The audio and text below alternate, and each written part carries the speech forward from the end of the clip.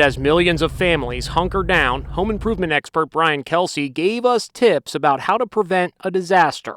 This little $3 piece of insulation will save you thousands, because if your pipes freeze and burst, you're going to be in big trouble.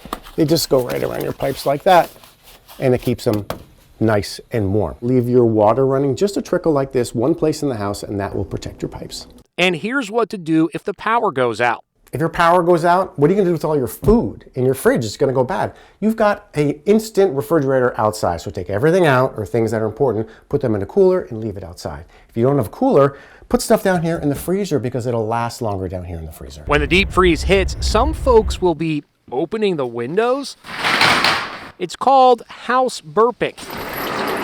Millions of homeowners across America are opening windows and doors for a few minutes each day, even in sub-zero temperatures. So I'm here with Lauren Cavalieri. She's been doing this house burping thing for a long time. All the windows and doors are open in your house right now. Lauren, why?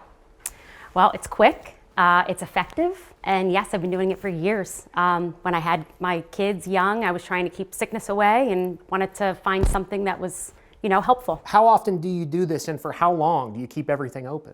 I try to do it at least every other day. No more than 10 to 15 minutes is very effective. It seems odd, but you have to let that stale energy, that air out, to let the fresh air in so it recirculates.